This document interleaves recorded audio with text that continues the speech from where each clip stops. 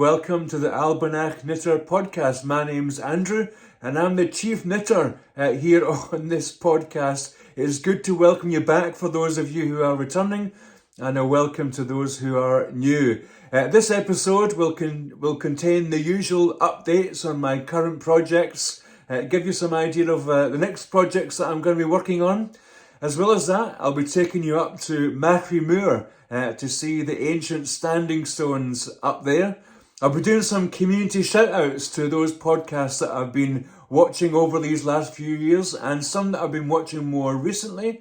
As well as that, I've got updates on a knitting retreat that are coming up. It's coming up twice this year here on the Isle of Arran that I would love to cordially welcome you to. So if you're ready, let's get on with it. Right, well, we're going to start with the works in progress, and I'm pleased to say I have been able to make some good progress since the last time I spoke to you. I've got two current main projects on the needles at the moment. The first one is another fisherman's cap that I've been working on, and then a Monday sweater by Petite Knits for my daughter. And I'm going to start by showing you my progress on the fisherman's cap. Are you ready? Here it is.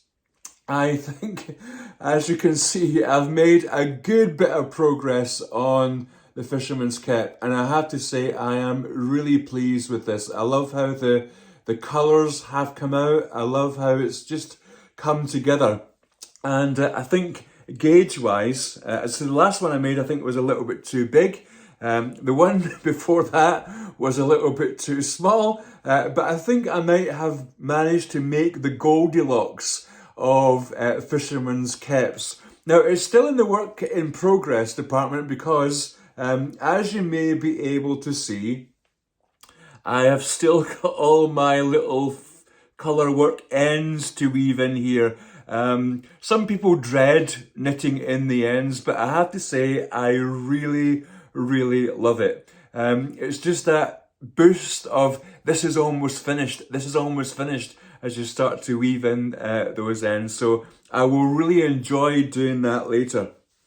But obviously with a fisherman's cap and with most colour work, because you're changing colour a lot of the time, you end up with a lot of ends. So I do have a fair few ends. There you are. There they are in all their colourful glory.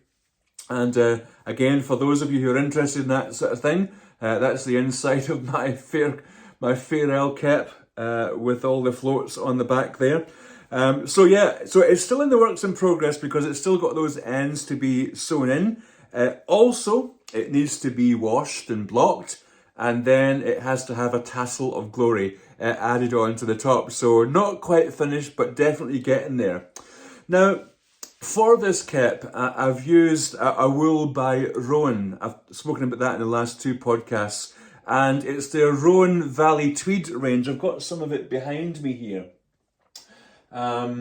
You'll see it's a beautiful set of colours, and there's little specks through it. This is the sort of jade one, the yellow one. There is a red, and the base colour I used for the cap was grey. I have to say that the verdict is a little bit out on this Rowan Valley Tweed wool. In terms of wool to work with, I didn't feel it was necessarily the most responsive. It wasn't the most pleasurable stuff to knit with. And it reminded me partially of a wool that I tried to use last year. This was a recycled wool, I think, from King Cole, I believe it possibly was. And it had that sort of, it almost had a sort of plasticky feel. Well, this is not as bad as that, but it sort of reminded me of that. The other thing that really irked me about it, to be honest, was that the different colours seemed to have a different thickness as to how it was all pulled together. Now, the grey that I had chosen, which was the grey for the base colour, that continually seemed to be much narrower wool, much thinner wool than the other colours. And when you're trying to do something like colour work, you sort of want to have it all of much of an equal. width, because when you're changing colours back and forth, it does help to have those wools of the same thickness. And I guess particularly because when I'm knitting colour work, I'm usually obviously using two colours at the same time. Now I throw one colour on my right hand and I pick the second colour using my left hand. And I think particularly because I'm doing that, seemed more important that the wool just had that evenness. So as I say, the jury's still out. Now, as we remember, full price for those yarns was £10 per 50 grams skeins. I managed to get them half price, and so I can't moan too much. But for that price, I just wasn't happy with the result I was getting. However, having said that, the finished object, I think, is something that I really love. I am much happier with the colours in this particular cap than on the last one I made, and actually it's the one that I'm wearing a little bit later on when I take you up to Machrie Moor. It's growing on me, but as you see, I think the colours have come through really beautifully. The artificial light that I'm using in the room won't pick up all the detail of that, but really proud of it, really proud for it. And I'm sure that with some blocking, some of those colours and some of those stitches will really pop. You can just see here where some of the background stitches, because of the different variations in the wool and because of my tension, they've sort of sunk into the background. So I'm hoping that with blocking, those will jump back out. But really excited about that other fisherman's cap. And when it's completely finished, I will show you in some finished objects. Now, the next project I've been working on is, of course, my daughter's jumper, which is for her birthday at the end of March. And I've made some progress, but not a huge amount of progress. But I have to say, this particular project is just a really easy knit. At the moment, it's one of those sit down in front of the telly and just knit away. It's one of it's I think probably easier projects, and that was good for me. But I'm still learning. So here it is. As you can see, I've made the neckline. It's making good progress. Just want to see what that little bump is there. A little bit unevenness, it'll block out, won't it? It'll block out. So I'm well past the neckline, and the raglans are continuing down. And just like you see the other side. It's all sort of wrinkled up on the needles at the moment. I think I might try and put an extra extension to the cable that I'm working with. Mainly because here where the join is, I'm getting a little bit of a pulling away, and I think that if I had a little bit more on the old, what's the word? Cable extensions, I might have a little bit more flexibility to work with. So still really enjoying that. I'm still knitting away the yoke in the round, as you can see. And at the moment, I'm still making the raglan increases for the front and for the sleeves. I think I've got maybe about 10 rows to go before I stop extending for the sleeves and just extending at the front and back. And then not too long where I'll be splitting for the sleeves and then just going for it with the old body. So I think I'm on good course for finishing that by the time my daughter's birthday comes round, sort of at the end of March. Here is actually hoping. So that was all my works in progress at the moment. Now, there are no real finished objects for this particular episode. I just don't have the time to do all the jobs, to do all the knitting, to do the podcasting and have finished objects. I can't remember who I heard talking about that. It might have been Wild Knits Glasgow, just saying it's just not impossible. It's just not possible to always have finished objects for every single episode. But still, it's good for me to come on and feel like I need to have something to show. It really motivates me in my knitting, not in a bad way, but in a good way. Well, for the last little while, I've been saying that I want to take you up to one of the special spots here on the Isle of Arran, up to Machrie Moor, over on the west side of the island, to show you some of the beautiful Neolithic standing stones over there. So let's hop over there now. Well, I've completed my morning duties, and while the weather is still kind of holding, I'm going to fulfill my promise in taking you over to the other side of the island, to Machrie Moor, to see the standing stones over there. Let's go!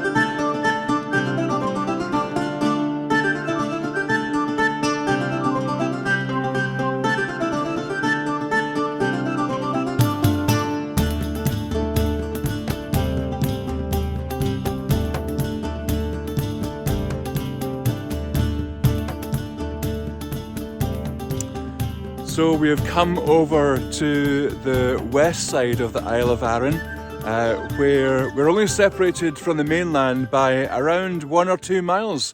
I'll show you that a little bit later on, but here we are in Machrie, standing on Machrie Moor, and up behind me there, along that track, is the remains of some of the ancient inhabitants of the island. We're going to take a walk up there and I'll show you around.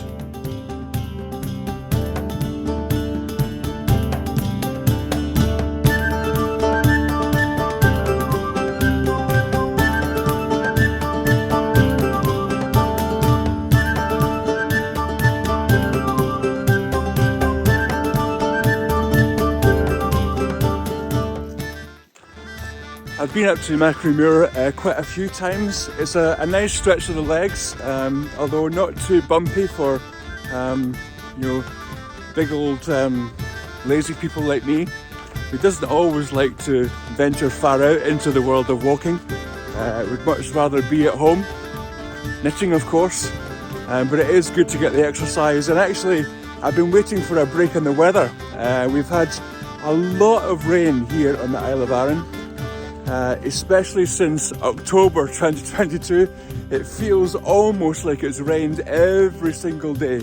But today, as you may be able to tell, it's quite calm. There's no wind, and that makes all the difference in being able to get you out here today. So I hope you're appreciating the sacrifices I'm going to show you some of the beauties of our island.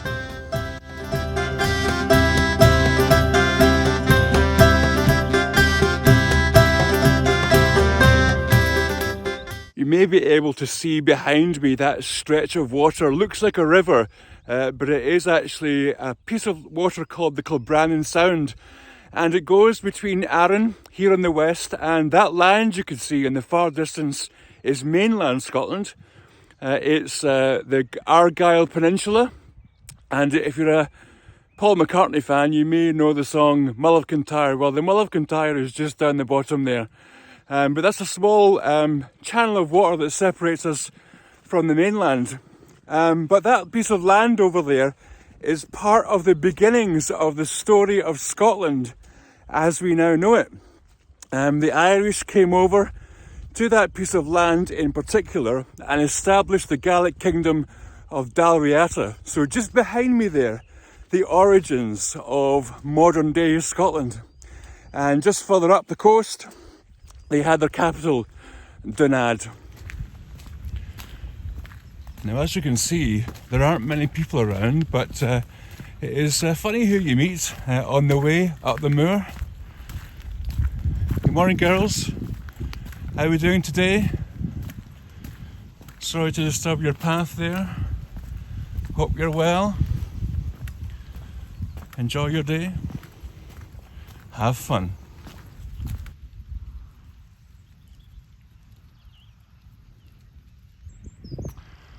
This landscape now, of course, bears the marks of more recent human habitation, but this is an ancient landscape, and just over that hill over there is the most spectacular view.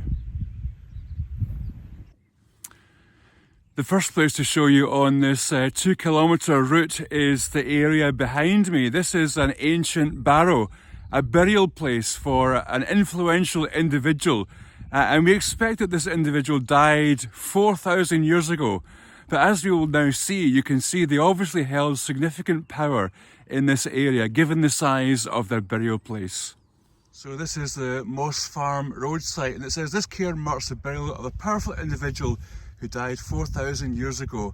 The cairn was about 20 metres in diameter and made from heavy boulders set in yellow sand, topped with distinctive small angular pieces of red sandstone. Circling the cairn was about 3 metre wide outer bank of fist-sized stones, then a kerb of upright sandstone slabs.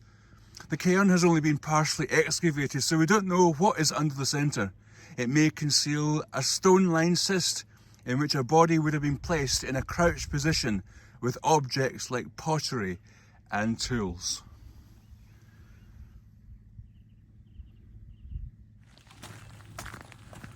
Now, while we're walking along here, at a reasonable pace for me, let me just talk about the over-thermal qualities of woolen hats. It might look absolutely freezing and a bit miserable, but I'll tell you, I am really warm. Even for a baldy-headed chap, I am really warm. So top marks to the wool for keeping the old head warm, but I think I'm going to have to take it off.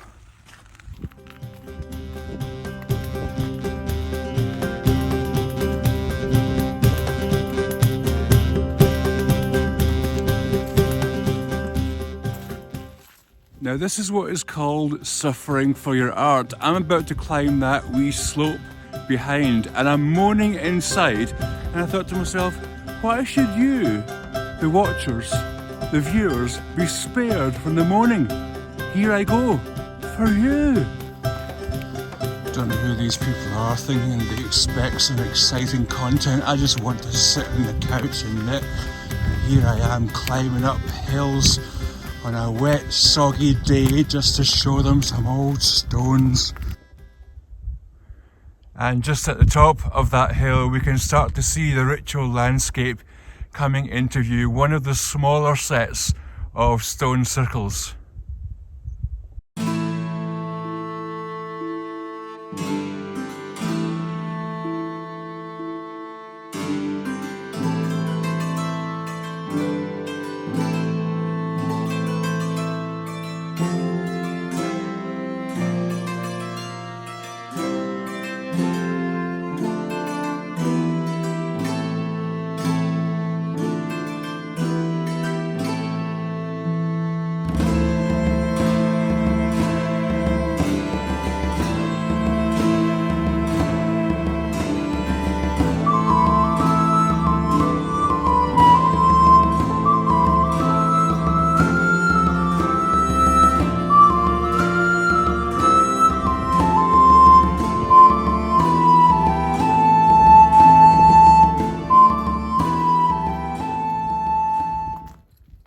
And these ladies are certainly amongst the most atmospheric of the standing stones here on Machrie Moor. I'm just going to go and try something out. Now of course when you climb up a hill and come to some standing stones you have to have a go, don't you? Here we are.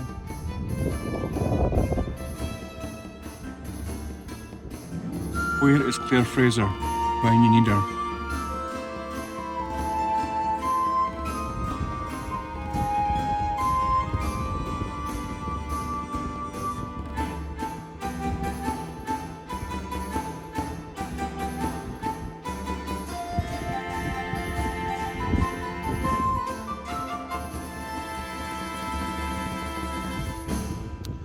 I don't get the impression that these stones here in their use are quite so old. That looks like the top of a mill grinder, and there is the bottom. You place your corn or your wheat or whatever it is you place on there, and you would probably use your horse or your donkey to spin that big thing round and create flour for your bread or whatever else it was you were making. Now, having gone to the suffering of getting up here, there's definitely a need for some rest before heading back down the hill. So what better than some time for a spot of knitting?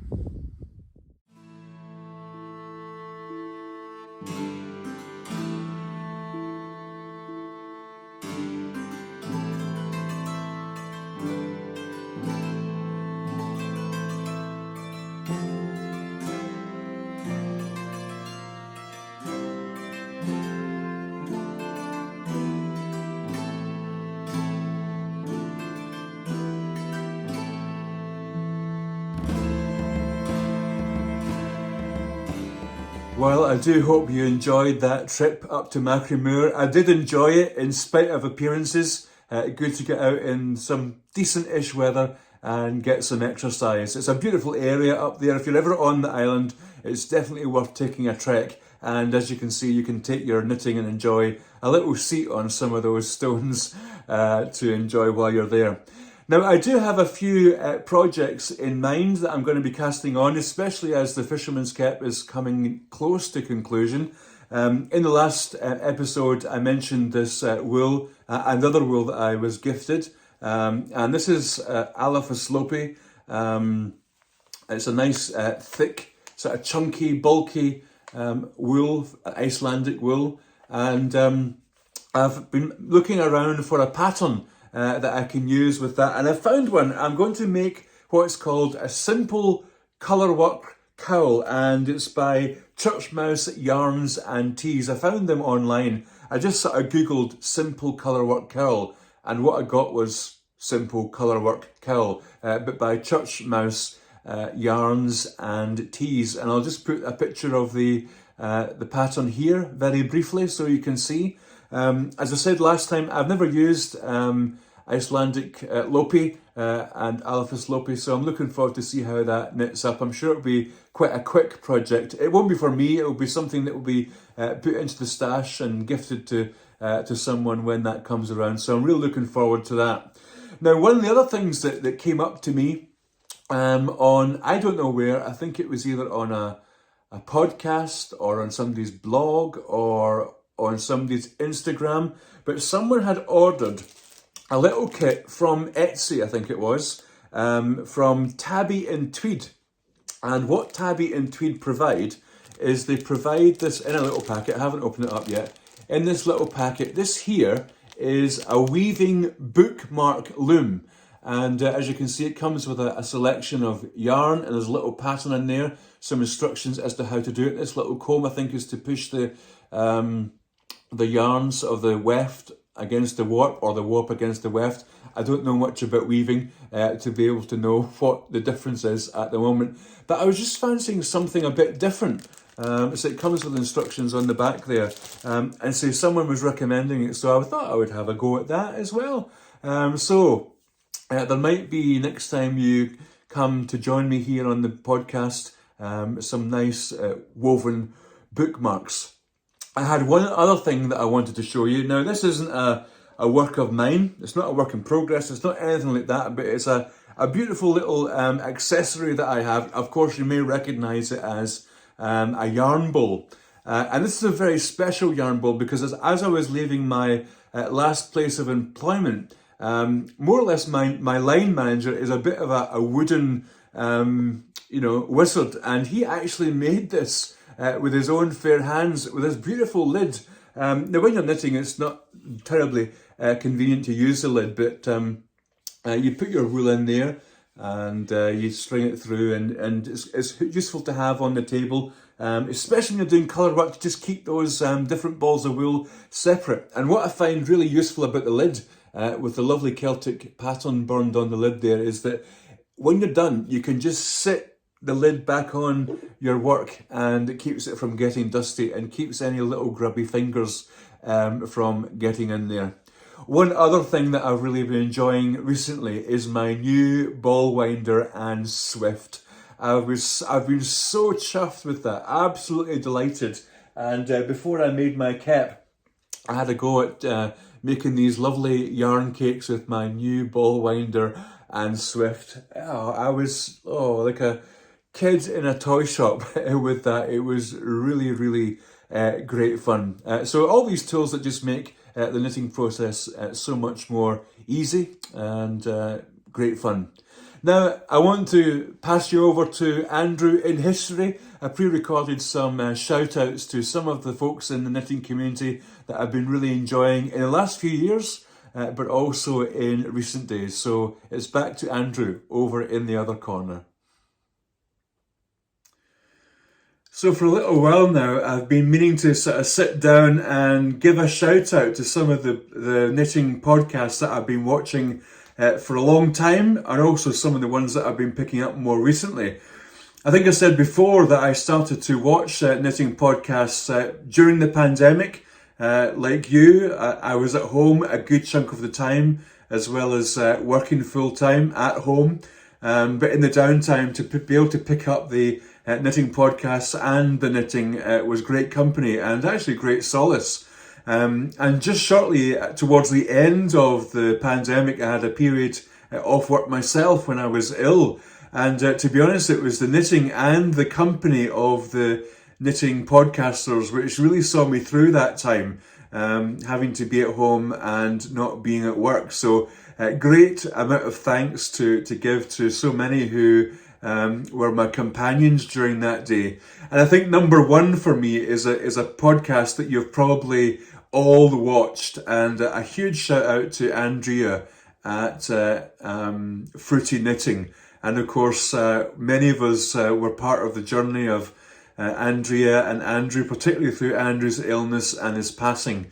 And we'll have great affection too for Madeline. And the way that Andrea has rallied really to continue producing such a wonderful podcast, it really did open me up to so many new designers, to so many patterns, and just the world beyond actual knitting, to think about the keeping of sheep and other design process, including crochet, and so many other people that they're able to pull into that great podcast. It must be the archetypal knitting podcast. It's so great. The other podcasters that I've watched consistently over many years is Arne and Carlos. I like my little bit of Scandinavian pandemonium. I just love the chaos of those two, the banter between them, their quirkiness and their crankiness sometimes. And again, a really wide-ranging amount of stuff that they fit into their blogs and their vlogs and their website, as well as the great designs and knitting tips. Although I've never been able to keep up with Arne's knitting demonstrations. He just goes far too fast for me, but I've enjoyed their company through their podcasts and enjoyed their designs too. The other person that I've been watching long term is Inga over at Knitting Traditions. Just in total awe of Inga, who can hold down a role as a medical doctor but yet still be so prolific on the knitting front. I would really struggle to keep up with the kind of ways that she knits and the kind of rate of production that she's able to do. But love her very relaxed style. And again, introducing us to new patterns, and particular for her, to just beautiful yarns. She has probably a very similar preference in yarn style and aesthetic, and I really appreciate seeing some of her yarn choices. More recently, as I've got into podcasting myself, I've become more aware of a few other people, and I just wanted to give a shout out for them. Two of them from Scotland and one from Wales. The first Scottish one would be Ailey at The Thoughtful Knitter.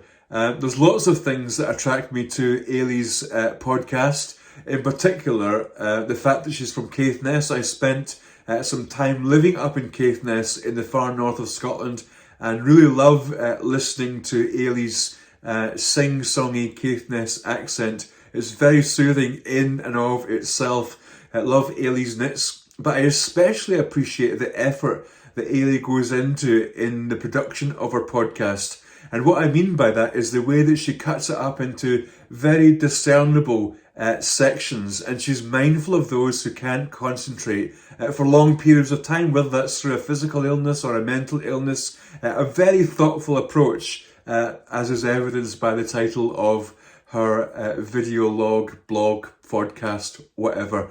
But again, just some beautiful knits that Ailey's able to show us and new patterns to introduce us to. So do pop over and check out Ailey at The Thoughtful Knitter. One that's more recently come on my radar is Wild Knits Glasgow. I've come across her vlog, her podcast, but also on Instagram. And again, a doctor, scientist based up in Glasgow, and vlogs, podcasts under the name of Wild Knits Glasgow. Wild Knits Glasgow. I love how she's just getting started and settling into her own style of podcast. That's good to watch, as well as the things that she's able to knit and to show. So really enjoyed watching her progress and getting to know her a little bit on the old via the old podcast. And I hope that at some point to meet some of these Scottish podcasters for something or other. The most recent person that I've come across is a Welshman. A Welshman by the name of Martin, and he podcasts over at Knits365, Knit365. Martin is just full of enthusiasm for his knitting and his crochet to the extent that it's infectious, absolutely infectious. He's especially in love with Toft and all their crocheted amigurumi animals, and I do share that. I've knit a few of those over the years, but Martin is just he must be the number one Toft fan. He's actually inspired me to get those pattern books out and get knitting some little animals for some of the little friends that are around me here. So huge thanks to Martin. And again, someone, although his podcasts are a little bit longer, just a delight to sit and listen to Martin's enthusiasm for all of his projects, for all of his yarn buying, for his innovations and for his partnerships, and again his love for Toft. So please do go over and give Martin for some love. And finally, just to say thank you to all of you yet again for your continued interest in my little podcast here. It really is a delight to welcome you along to the podcast, and thank you so much for watching and sitting and knitting for a wee bit along with me. Thank you. Well, thank you, Andrew, over there in the corner. I don't know about you, but I'm always looking out for new podcasters to watch. It's one of the things that I do when I'm sitting and knitting, just listening and watching other people's projects. I'm sure you're exactly the same. So if you have any other podcasters that you watch, that you want to recommend to everyone watching these videos, stick them down in the comments. Just stick them down there in the comments. We don't want to be relying on the YouTube algorithms to be telling us what to watch. If you know of a really good knitting podcaster out there, or crochet podcaster, put their details down in the comments, and then we can all find some new folks to watch. And I do hope that you will go over and watch those ones that I've recommended to you and find the same joy that I've been able to find. Now, before I sign off for today, I do just want to give you some information about the knitting retreats that we have planned at Sannox Christian Centre. That's one of the places I work on the island. You've seen our little meeting place, and you've seen the outside of our residential cottage. We are going to put on some residential knitting retreats here in the Isle of Arran twice this year. The first one is coming up relatively soon, 25th to the 27th of April. And then we have another date coming up towards the end of the year, the 8th to the 10th of September. The 8th to the 10th of September. Now, I've put a link below with all the details of those retreats, how to book, and a few ideas and all that sort of thing about what's going to happen. But I do want to say that the place where I work, Sannox Christian Centre, is a Christian retreat centre. And as part of that retreat, there will be in the morning and around lunchtime and towards the end of the day, opportunities to stop and to reflect. There'll be some prayer and there will be some worship. But one of the things about Sannox Christian Centre is it is actually for everyone. And you choose what of those activities you dip in and out of. So if you just want to come for the knitting and for the beautiful scenery and for our little cosy cottage and to meet some new knitters, I would love you to come along. It'd be great to meet you. And for those of you who want to participate in the prayers and the worship, you're of course welcome to do that as well. But do check out the dates. Do check out whether you think you can come along, and you would be very welcome to Sannox Stitches. And I say, if these are well supported, I'm looking forward to building in some more of these knitting retreats on into the future. So check them out.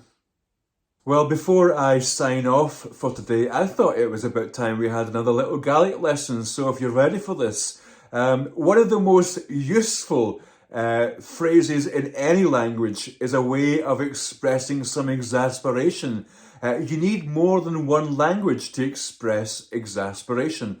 And Gaelic has a wonderful phrase for expressing some exasperation, but in a kind way.